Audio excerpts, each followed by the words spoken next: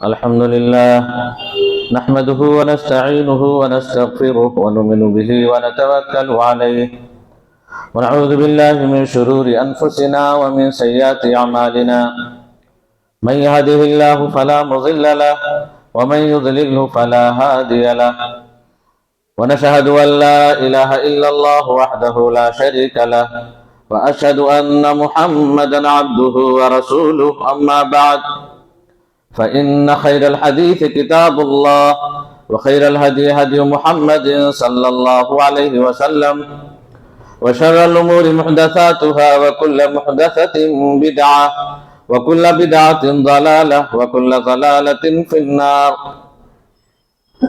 أعوذ بالله من الشيطان الرجيم. بسم الله الرحمن الرحيم. الله ولي الذين آمنوا يخرجهم من الظلمات إلى النور والذين كفروا أولياؤهم الطاغوت يخرجونهم من النور إلى الظلمات أولئك أصحاب النار هم فيها خالدون.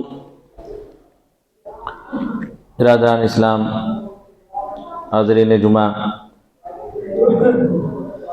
اسلامی بھائیوں، پیاری ماں اور بہنوں، ہمیں سب سے پہلے اللہ تبارک و تعالیٰ کی تعریف کرنی چاہیے اور ہر حال میں اس کا شکر ادا کرنا چاہیے کہ وہی ہم تمام لوگوں کو پیدا کرنے والا ہے، تمام جہانوں کو پالنے والا ہے.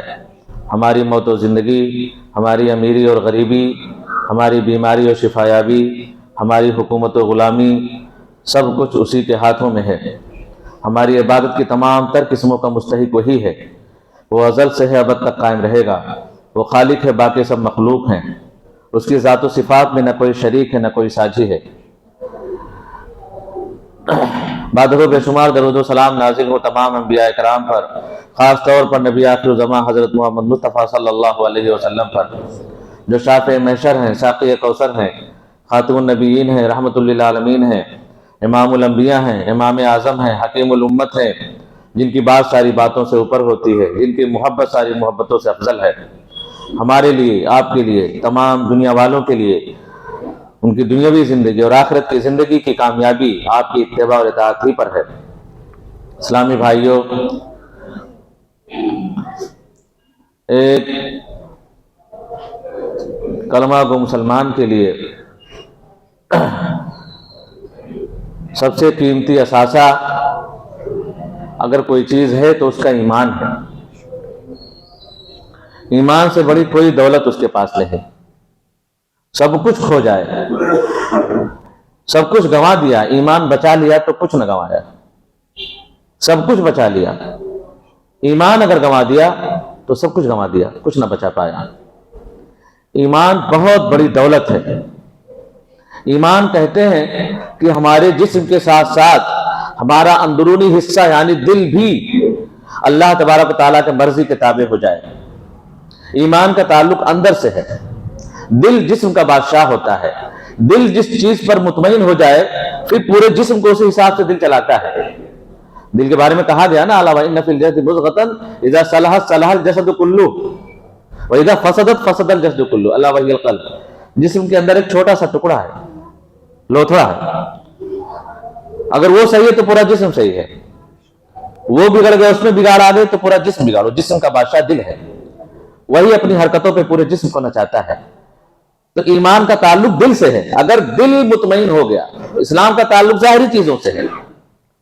مسلمان وہ ہے جو ظاہری چیزوں میں، نماز، روزہ، حج، زکوٰۃ وغیرہ. اس سے بڑھ کر 2 قدم آگے چل کر کے ایمان کا تعلق ہے. اندر کا جو ہمارا دل بھی اور مطمئن ہو جائے کہ اللہ تبارک و تعالیٰ ہی ایک ہے، وہی تمام جہانوں کا پالنہار ہے، وہی باقی رہنے والا ہے، وہی ہمیں روزی دیتا ہے، وہی ہمیں ہماری موت و زندگی کا مالک ہے، اور تمام چیزوں پر حکمرانی وہی کرتا ہے، اس کی مرضی اور مشیت ہی چلتی ہے. اگر اس پہ دل مطمئن ہو جائے تو وہ سمجھے کہ وہ ایمان ہے، اندرونی حصہ. ایمان بڑی چیز ہے. جس شخص کے اندر ایمان ہوتا ہے یا ایمان مضبوط ہوتا ہے، جو شخص مومن ہوتا ہے، تو یہ ایمان اسے اندھیرے میں اجالا دکھاتا ہے، گھبراہٹ میں اسے اطمینان نصیب کرتا ہے، دنیا کے سارے خوف سے اسے بے نیاز کر دیتا ہے. ایمان جب ہوتا ہے تو صرف اللہ کی عظمت، اللہ کی قدر و منزلت اور اللہ ہی کا خوف دل میں بیٹھتا ہے. اور جہاں اللہ کا خوف ہو، جہاں اللہ کی عظمت سما جائے گی دل میں، وہاں کسی اور کے خوف کی جگہ باقی ہی نہیں رہتی۔ بہت مضبوط پہاڑ سے زیادہ مضبوط ہو جاتا ہے وہ انسان، بڑے سے بڑے طوفانوں کو بہت ہلکا سمجھتا ہے، بڑی سے بڑی مصیبت کو وہ ایک مکھیوں کے پر کے برابر بھی اس کی نظر میں اہمیت نہیں ہوتی۔ جب اس کا دل اللہ تبارک و تعالیٰ کے اوپر اتنا مضبوط عقیدہ ہو جائے کہ وہی ہماری زندگی کا مالک ہے اور وہی سب کچھ کر رہا ہے اور وہ ہم سے محبت کرتا ہے، ہم اس کے حکم سے چل رہے ہیں، یہ ساری چیزیں ہو جائیں تو پھر انسان گھبراتا نہیں ہے۔ یہ ایک سہارا ہے دکھتے دلوں کے لیے، بہت مضبوط سہارا ہے ایمان۔ یہی وہ دیوار ہے جہاں دکھتی ہوئی پیٹھ آ کر کے سہارا ایک لگاتی ہے، سہارا دے سکتی ہے۔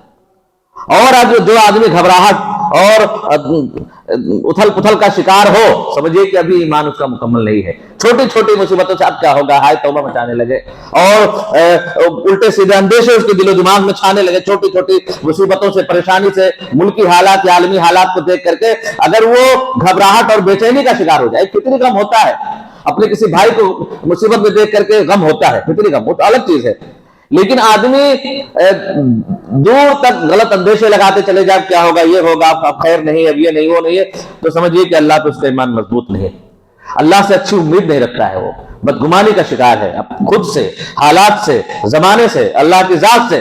اسی وجہ سے اس کی زندگی میں بے چینی اور بے قراری ہے۔ تو ایمان کا ہونا اور ایمان کا مضبوط ہونا اس لیے بھی ضروری ہے کہ آپ کو، ہم کو قدم قدم پہ اس طرح کے حالات ملیں گے جس سے جو انسان کو، ہم کو اور آپ کو پریشان کر دیں گے، یا پریشان کن حالات سے سامنا ہوگا، ہوتا آیا، ہمیشہ سے ہوتا آیا ہے۔ لیکن اگر کسی چیز نے بچایا ہے ان حالات سے کلمہ گو مسلمانوں کو، اللہ کے بندوں کو، تو وہ ایمان ہی نے بچایا ہے۔ شروع سے آپ دیکھ لیں، بڑی سے بڑی مصیبتیں سامنے تھی لیکن ایمان تھا تو اس کو برداشت کر گئے۔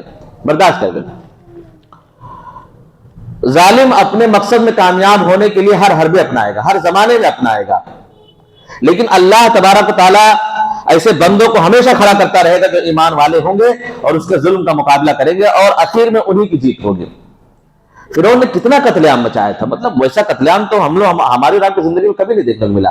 اپنے تخت و تاج کو بچانے کے لیے کس حد تک چلا گیا تھا وہ کہ نوزائیدہ بچوں کو، بڑے سے بڑا خونخوار ڈاکو اور سخت دل انسان بھی چھوٹے بچوں کی کلکاری اور کسی ماں کے گود میں دیکھ کر کے اس کے دل میں رہم آ جاتا ہے، بچوں کو نہیں مارتا، لیکن اس ظالم نے جو اپنے آپ کو خدائی کا دعویٰ کیا تھا، اپنے تخت و تاج بچانے کے لیے، اپنی حکومت کو بچانے کے لیے نوزائیدہ اور شیرخوار بچوں کے بھی قتل کا حکم جاری کر دیا تھا۔ جب کاہنوں اور نجومیوں نے بتایا کہ ایک بچہ بنی اسرائیل میں ہوگا جو تمہارے تخت و تاج کے لیے خطرہ ہے، تو اس نے بچوں کے لیے قتل عام کا حکم دے دیا۔ لیکن جس جان کو پلنی تھی، جو جان آنی تھی، جس کو بچانا تھا، اللہ نے بچایا۔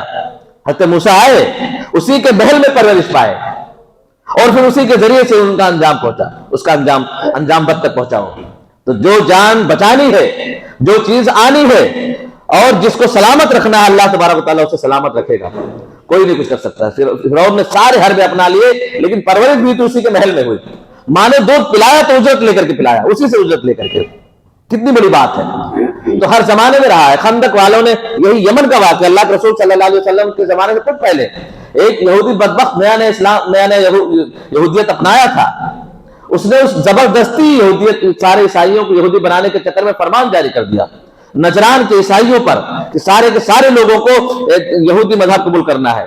وہ لوگ نہیں مانے، اس وقت اپنے صحیح مذہب پر تھے عیسائی، اس وقت عیسائی حضرت عیسیٰ علیہ السلام کا چل رہا تھا، وہی مذہب تھا اس وقت، نہیں مانے وہ لوگ۔ ایمان اتنا مضبوط تھا کہ خندق کھودوائی اور کہا کہ اس میں ڈال دیں گے، کہا ڈال دو۔ یہ جو سورہ بروج میں جو واقعہ مذکور ہے وہ یمن کا ہے، اللہ کے رسول صلی اللہ علیہ وسلم کی ولادت سے کچھ سال پہلے کا ہے یہ واقعہ، اصحاب الاخدود کا واقعہ۔ وہ نجران کے عیسائیوں کو 40,000 اس وقت بہت بڑی آبادی کے ساتھ 40,000 بہت ہوتا ہے، 40,000 لوگوں کو وہاں پہ اس وقت خندق میں ڈال دیا، خندق کھدوا کر کے جلد میں ڈال دیا۔ سامنے آگ اور خندق دیکھ کر کے بھی وہ لوگ اپنے ایمان سے نہیں پھرے۔ اللہ تبارک و تعالیٰ نے ان کے نام سے سورت نازل کر دی، سورہ بروج، بروج، جس میں اصحاب الاخدود کا واقعہ پورا ہے۔ تو ہر زمانے میں اس طرح سے چیزیں آتی رہیں گی، لیکن ایمان والے رہیں گے اور ان کا مقابلہ کرتے رہیں گے۔ اللہ تبارک و تعالیٰ نے اتنے قیمتی چیز اپنے بندوں کو دے رکھا ہے، ایمان کی طاقت، کہ وہ انہیں ہر مصیبت سے بچا لے گی۔ اللہ کے رسول صلی اللہ علیہ وسلم کے زمانے میں دیکھیں صحابہ کرام کو کتنے طریقے سے کتنا پریشان کیا گیا، لیکن جب ان کے دل میں ایمان بس گیا تو یہ چھوٹی چیزیں تھیں۔ بلال وغیرہ کو کتنا، حضرت بلال وغیرہ کو تو ہررا کی زمین پر ننگے لٹا دیا جاتا تھا، غلام تھے لیکن لٹا دیا جاتا تھا، بہت ستایا جاتا تھا۔ امیہ کہتا تھا پھر جاؤ، لات و منات کو مان لو، اس دن سے پھر جاؤ، جو ایمان لائے تو پھر جاؤ، کہتے تھے نہیں۔ اب اسی ایمان کی بچانے کی طاقت یہ ہوئی کہ اللہ کے رسول جب معراج سے لوٹے، کہنے ہم نے جوتیوں کی آواز سنی ہے بلال کی۔ ایمان بچانے کا اتنا بڑا انعام کہ اللہ کے رسول آگے خوشخبری دے رہے کہ بلال کی ہم نے جوتیوں کی آہٹ سنی ہے وہاں پہ جنت میں۔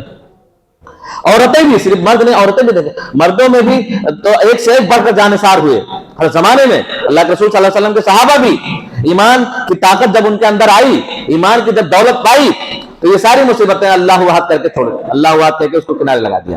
کہتے تھے یہ کرو کر اللہ وحد کہہ کر، اللہ ایک ہے، اللہ ایک ہے، خالق ایک ہے، مالک ایک ہے کہہ کر کے ان تمام مصیبتوں کو گلے لگایا، اور اللہ تبارک و تعالیٰ نے ان کو کامیاب کیا، ان کی قربانیاں رنگ لائیں۔ آج اسلام کی دولت ہم تک پہنچی ہے تو انہی ایمان والوں کی قربانیوں کی وجہ سے پہنچی ہے۔ سمیہ کو دیکھیے، زنیرہ کو دیکھیے، سمیہ جو یاسر کے پورا گھرانہ جن کو شہید کر دیا گیا تھا، سمیہ کو بھی ابو جہل نے وہ اس حساب سے شہادتیں، تو بہت سارے لوگوں کی جنگوں میں اپنی جان بچانے کے لیے یا جیسے بھی ہو گردنیں کٹ کر کے شہادت ملی ہے، لیکن یہ واقعہ منفرد ہے سمیہ کا کہ ابو جہل نے ان کو دو شرمگاہ پہ پہلے وہ نیزے سے کچوکے لگائے، چھیدا، گھودا، بہت سزا دی کہ پھر جائیں، سمیہ نہیں پھری۔ اس کے بعد ایک پیر ایک اونٹ پر، دوسرا پیر دوسرے اونٹ پر باندھ دیا اور دونوں الٹے سیدھے میں چلا دیا، وہ پورا جسم دو دھڑوں میں بٹ گیا۔ انہوں بھی شہادت ملی، لیکن یہ الگ سے ایک الگ طریقے سے شہادت تھی ان کی، سر کٹ کے نہیں بلکہ پورا بدن دو حصوں میں ہو گیا، لیکن وہ اللہ تبارک و تعالیٰ کے اس کلمے سے نہ پھری، اپنے ایمان کو نہ بیچا، اور اللہ کے رسول صلی اللہ علیہ وسلم کی محبت کا سودا نہ کیا، ایمان کو بچا کے رکھا۔ انہیں ایمان کی دولت اور اس کی اہمیت کا اندازہ تھا۔ زنیرہ کی آنکھوں میں سلاخیں پھینک دی ابو جہل نے، ایک غریب خاتون تھی وہ، ان کی آنکھوں میں لوہے گرما کر کے آنکھوں میں گھسا دے، دونوں آنکھوں کی بینائی چلی گئی، اور اس کے بعد کہا کہ لات و منات کی تمہیں بد دعا لگی، تم کی بات نہیں مانتے تھے۔ انہوں نے کہا لات و منات کی بد دعا نہیں لگی ہے، ہم صبر کرتے ہیں۔ تو اس طرح سے بہت ساری چیزیں، ظالم کبھی خوف دکھائے گا آپ کو، آپ کے مذہب سے پھیرنے کے لیے، آپ کے عقیدے سے پھیرنے کے لیے، اپنی بات منوانے کے لیے، اپنا جیسا بنانے کے لیے کبھی خوف دکھائے گا، کبھی لالچ دکھائے گا، خوف سے تھک جائے گا تو لالچ دکھائے گا، اللہ کے رسول کو لالچ دکھائے گا، صحابہ کرام کو لالچ دکھائے گا۔ کعب بن مالک غزوہ تبوک سے پیچھے رہ جانے والے 3 لوگوں میں سے یہ بھی تھے۔ غزوہ تبوک جس میں اللہ کے رسول صلی اللہ علیہ وسلم نے کہا تھا تمام لوگوں کو چلنا ہے، دور کا سفر تھا اور گرمیوں کا موسم تھا، لوگ جانا نہیں چاہتے تھے، لیکن اللہ کے رسول کی محبت میں ایمان کی وجہ سے جانا پڑا۔ پھل پک چکے تھے، پیڑ سائے دار ہو گئے تھے، گرمیوں میں آدمی گھر سے نکلنا نہیں چاہتا تھا، پھل کھائے سائے میں بیٹھے رہے یہی چاہتے تھے، لیکن اللہ کے رسول صلی اللہ علیہ وسلم نے کہا نکلنا ہے تو سارے لوگ نکلے۔ 80 لوگ رہ گئے، اس میں سے زیادہ تر منافق تھے، کچھ بوڑھے تھے مجبور، 3 لوگ ایسے تھے جو جن کے پاس کوئی مجبوری نہیں تھی اور انہوں نے جھوٹ بھی نہیں بولا، مرارہ بن نبی، کعب بن مالک، ہلال بن امیہ۔ دور کا سفر، اللہ کے رسول صلی اللہ علیہ وسلم نے سب کو کہا نکلنا ہے، لوگ نہیں نکلے، آج نکلیں گے کل نکلیں گے، مطلب وفاق نہیں تھا دل میں، آج نکلیں گے کل نکلیں گے کرتے کرتے اللہ کے رسول چلے گئے، انہوں نے سمجھا۔ اور کعب بن مالک خود ہی بیان کرتے ہیں کہ اس وقت غزوہ تبوک کے موقع پر جب اللہ کے رسول صلی اللہ علیہ وسلم نے عمومی اعلان کیا تھا کہ چلنا ہے فلاں جگہ پر، اس وقت میں بہت خوشحال تھا، اس سے زیادہ خوشحالی کبھی میری زندگی میں نہیں آئی تھی۔ میرے پاس کبھی ایک اونٹ یا گھوڑے سے زیادہ نہیں، اس وقت میرے پاس 2 تھے، سواریاں بھی زیادہ تھے، میرے پاس صحت مند بھی تھا، خوشحالی بھی تھی اس وقت، لیکن بس یہ ہے کہ دل میں آئے کہ چلیں گے، لوگ تیاری کرتے رہے، ہم بھی جاتے تھے، تیاری نہ کر سکے۔ پتہ چلا کہ اللہ کے رسول صبح نکل گئے لوگوں کے صحابہ کرام کے ساتھ، ہم یہی تھے کہ چلو راستے میں لے لیں گے، ایک سواری لے کر کے راستے میں ساتھ لے لیں گے، ہم یہی آج کل کرتے رہے، پتہ چلا اللہ کے رسول واپس بھی ہو گئے۔ بڑی تکلیف ہوئی سن کر کے، اب اللہ کے رسول کے سامنے کیا جواب دیں، کون سا منہ لے کر کے جائیں، کون سا بہانہ بنائیں؟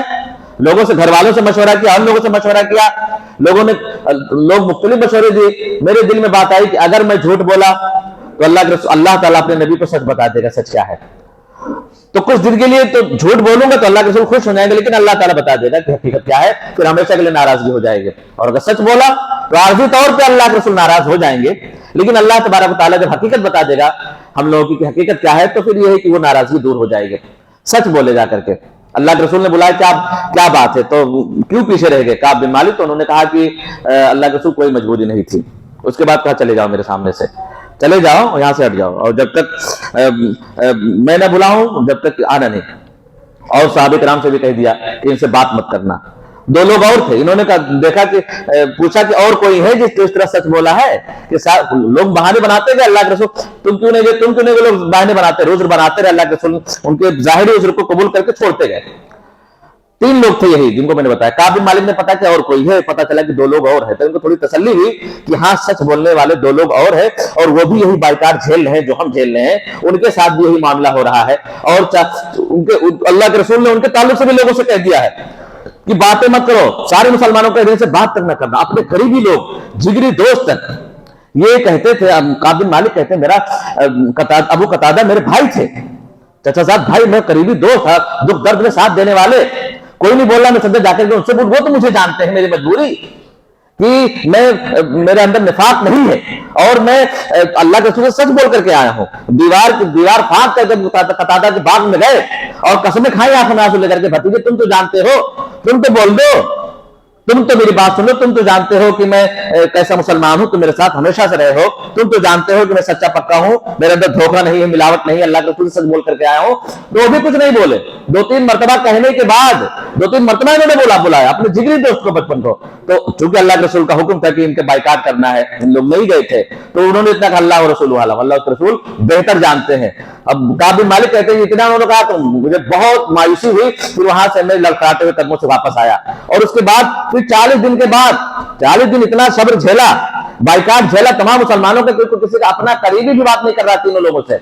अल्लाह के रसूल का हुक्म था इनका बाइकाट किया जाए। 40 दिन के बाद अलग से हुक्म आ गया कि अपनी बीवी बच्चों से भी दूर रहो, अब बीवी के पास भी नहीं लेटना है बीवी से। 40 दिन के बाद ये हुक्म भी आ गया। उसी 40 दिन के बाद अब ये बाइकाट की खबर, जब भी ये होता है कि हमारा और आपका कोई करीबी हमसे दुश्मनी मोल ले लेता है या हमारे खिलाफ हो जाता है, तो सामने का जो हमारा दुश्मन होता है या हमारे खिलाफ होता है, उस ताक में रहता है कि इसके अपने लोग कब इससे अलग हो, हम उसके खिलाफ खड़ा कर दें। ये घरानों में भी होता है, समाज में भी होता है, सियासी और मुल्की सतह पर भी होता है, हुकूमती सतह पर भी होता है कि इनका कब आदमी टूट के इधर आए, हम उसको अच्छे से ज्यादा इनाम देकर के भड़का दे उसके खिलाफ, और वो गला दे कि वो ऐसा है, ये तुम्हारी इज्जत नहीं करता। काब बिन मालिक की खबर जो है शाह गस्सान तक पहुंची कि नबी के 2-3 साथी ऐसे हैं कि उनको बाइकाट कर दिया गया है। भारी भरकम इनाम लालच ऑफर देकर के अपने एलसी कासिद को भेजा। वो आकर के मदीने में घूम रहा था। काब बिन मालिक कौन है, काब बिन मालिक कौन है? लोगों ने इशारे किया काब बिन मालिक ये है। आया हो और शाह गस्सान का खत दिया, बादशाह का खत दिया, गस्सान का, रूमी बादशाह का खत दिया, और कहा ये लो खत आया उनकी तरफ से, तुम्हारे लिए खास खत आया है। उसके बाद वो पढ़े तो उसमें था कि मुझे मालूम है तुम्हारे साथ क्या बीत रही है, तुम्हारे साथी ने यानी मोहम्मद ने तुम्हारे साथ जो हरकत की है उससे मुझे तकलीफ है। तुम जैसे काबिल आदमी, तुम जैसे इज्जतदार आदमी, सामाजिक आदमी, इज्जत के मुस्तहिक थे, तुम्हारे साथ क्या हो रहा है, गलत हो रहा है, आओ हमारे पास आओ, हम तुम्हें इतना पैसा दे देंगे कि जिंदगी आराम से कटेगी, कुर्सी दे देंगे, ओहदा दे देंगे, अपने मंत्रालय में जगह दे देंगे, अपना करीबी बना लेंगे। ये सारे ऑफर उसमें थे। अब उन्होंने काब बिन मालिक ने देखा तो अल्लाह ये कहो फितना, एक फितना ये झेल ही रहा हूं आजमाइश, साहबे कराम की बाइकाट, अल्लाह के रसूल सल्लल्लाहु अलैहि वसल्लम की नाराजगी, ये झेल ही रहा हूं, इतने में एक और आजमाइश, लालच, ईमान का सौदा, इतना बड़ा सौदा। उसके बाद आंखों में आंसू लिए, समझ गए कि ये मेरे आजमाइश है, खत फाड़ा ले जाकर के तंदूर में डाल दिया। 50 दिन के बाद अल्लाह तबारक व तआला ने आयत नाजिल की इन लोगों के बरात की कि ये लोग सच बोले थे। उसके बाद अल्लाह तबारक व तआला ने उनकी तौबा कबूल की, लोगों ने आके बधाइयां दी। तो इस तरह से कदम कदम पर हर जमाने में खौफ के जरिए से भी ईमान का सौदा किया जाएगा, ईमान से फिराया जाएगा, और लालच देकर के भी। यही जो चीजें होती हैं जिसकी वजह से इंसान अपने ईमान का सौदा कर देता है, अपनी सच्चाई का सौदा कर देता है, अपने अकीदे बेच देता है, अपनी आस्था बेच देता है। अगर ये खौफ किसी और का ना हो, सिर्फ अल्लाह का खौफ हो दिल में कि मौत और जिंदगी का मालिक वही है, जिस वक्त मौत लिखी होगी उससे एक कदम ना आगे ना एक मिनट पीछे आएगी, अपने वक्त पर आएगी, एक ही बार मौत आएगी। जिंदगी जो मौत वही देगा जो जिंदगी जिसने दी है।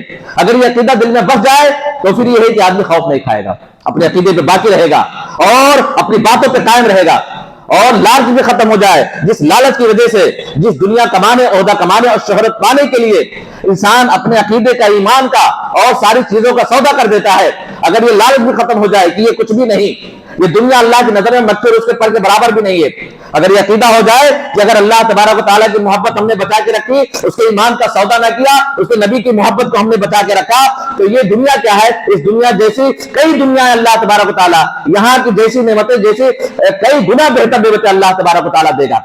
ये नेमतें खत्म होने वाली हैं, ये नेमतें आरजी हैं। آج ہے تو کل نہیں ہے، یہ موت یہ زندگی سب کچھ عارضی ہے، یہاں کچھ بھی ہمیشہ نہیں ہے۔ ان نعمتوں کے لیے ایمان کا کیا سودا کرنا، جس ایمان کی وجہ سے اللہ تبارک و تعالیٰ کل کو ایسی نعمتیں دے گا جس کے بارے میں اللہ تبارک و تعالیٰ اللہ کے رسول نے خود ہی کہہ دیا۔ جب معراج سے لوٹے تو الفاظ جواب دے گئے، اس کی حکایت بیان کرنے میں، جنت کی نعمتوں کو بیان کرنے میں الفاظ جواب دے گئے۔ یہاں کہہ دیا اللہ کے رسول نے مالا عین رات ولا اذن سمعت ولا خطر علی قلب بشر، ایمان کے بدلے میں جو نعمتیں تیار کی گئی اللہ کے رسول نے کہا آنکھوں نے دیکھی نہ ہوں گی، کانوں نے سنی نہ ہوں گی، کسی کے دل و دماغ میں گزرا بھی نہ ہوگا کہ ایسی ایسی نعمتیں ہو سکتی ہیں۔ ایسی نعمتیں اللہ تبارک و تعالیٰ نے تیار کر رکھی ہیں، جنت نعمتی، جنت ہمیشگی والی، جنت کی نعمتیں ہمیشگی والی، جنت کے اندر جو زندگی ہے وہ ہمیشگی والی، اللہ تبارک و تعالیٰ کی رضا، اللہ تبارک و تعالیٰ کی خوشی اور اللہ تبارک و تعالیٰ کی ساری نعمتیں سب ہمیشگی والی ہیں۔ آدمی فکر کرے تو ان نعمتوں کی کرے جو زائل نہ ہوں گی، جو ختم نہ ہوں گی، جو عارضی نہیں ہے۔ ان عارضی دنیا کے لیے، عارضی شہرت کے لیے، چند دنوں کے پیسوں کے لیے، چند سکوں کے لیے اپنی ایمان جیسی قیمتی دولت اگر انسان بیچ دیتا ہے یا اس میں ملاوٹ کرتا ہے یا اس کا سودا کر لیتا ہے تو یہ سب سے بڑا خسارہ ہے، سب سے بڑا خسارہ ہے۔ والعصر ان الانسان لفی خسر، سار قسم زمانے کی سارے انسان گھاٹے میں ہیں، الا الذین آمنوا، بس وہی لوگ گھاٹے سے بچ گئے جو ایمان والے ہیں۔ اس میں بات ہی ختم کر دی اللہ تبارک و تعالیٰ نے، بس ایمان والے گھاٹے سے بچے ہیں، باقی سارے لوگ جو ایمان والے نہیں ہیں وہ سب گھاٹے میں ہیں، یہاں بھی گھاٹا وہاں بھی گھاٹا۔ تو ایمان بہت اہم چیز ہے۔ ہمارا جسم اللہ کے تابع ہے تو ہمارا دل بھی اللہ کے تابع ہو، دل ہمارا بات ظاہر و باطن سب اللہ تبارک و تعالیٰ کی مرضی کے مطابق ہو جائے، انشاءاللہ یہ چھوٹی بڑی مصیبت ہے، بڑی کوئی مصیبت ہے ہی نہیں، سب چھوٹی نظر آئے گی۔ اس لیے ایمان کو بچانا، ایمان کو مضبوط بنانا، اللہ تبارک و تعالیٰ اور اللہ کے رسول صلی اللہ علیہ وسلم کی کہی ہوئی باتوں کو دل سے ماننا، یہ ایمان کا تقاضا ہے۔ چھوٹی موٹی چیزوں کو دیکھ کے ہم گھبرا جاتے ہیں، جنگوں میں سامنے اپنے سے زیادہ لشکر کی تعداد، اپنے سے زیادہ لڑاکے، اپنے سے زیادہ اسلحے والے، اپنے سے زیادہ تجربے کار فوجیوں کو دیکھ کر کے مسلمان یہ کہہ اٹھتے تھے اس وقت اللہ کے زمانے میں۔ ایمان ان کی اس کیفیت کے بارے میں قرآن میں ہے کہ جب یہ دیکھتے تھے تو ایمان اور بڑھ جاتا تھا۔ الٹا ہے، ہماری گھبراہٹ ہوتی ہے دشمنوں کو دیکھ کر کے، تعداد زیادہ ہے، یہ ان کے پاس اسلحے زیادہ ہیں، یہ لڑاکے ہیں، تجربے کار ہیں، ہماری تعداد کم ہے، ہم کمزور ہیں، حساب سے کمزور ہیں، پیس دیں گے۔ ایسا نہیں ہے، صحابہ کرام جیسے دیکھتے تھے فوراً ان کے ایمان میں اضافہ ہو جاتا تھا کہ یہ دیکھو، یہ تو اللہ تعالیٰ نے وعدہ کیا تھا کہ تم حق پہ رہو گے، سچ پہ رہو گے تو تمہیں ستایا جائے گا، تمہیں پریشان کیا جائے گا اور تمہیں راہ راست سے ہٹانے کی کوشش کی جائے گی، یہاں تک کہ تمہیں کھینچ کر جنگوں تک لایا جائے گا۔ یہ تو بہت سچ ثابت ہوئی۔ یہ تو جو سامنے لشکر ہے، جس سے سامنا ہے، جس سے مقابلہ کرنا ہے، یہ تو وعدہ تھا، یہ تو اللہ تبارک و تعالیٰ کا وعدہ تھا، یہ تو پیشن گوئی تھی نبی کی۔ یہ چیزیں دیکھ کر کے ان کے ایمان میں اور اضافہ ہو جاتا تھا۔ یہ ایسے حالات میں جس وقت ہمارے قدم ڈگمگاتے ہیں، ایمان والوں کے قدم اور مضبوط ہو جاتے تھے کہ اس کا تو وعدہ کیا گیا تھا ہم سے، اب ایسے وقت میں اگر ہم لڑیں گے تو مدد بھی آئے گی۔ تو انسان ایمان کو بچا کے رکھے، یہی خلاصہ ہے پوری زندگی کا ہمارے، اور پوری اس دنیا میں آنے کا مقصد ہی ہے کہ ایمان کو اگر بچا کے رکھے تو اللہ تبارک و تعالیٰ نے جس چیز کے لیے ہمیں بھیجا ہے اس مقصد میں ہم کامیاب رہیں گے۔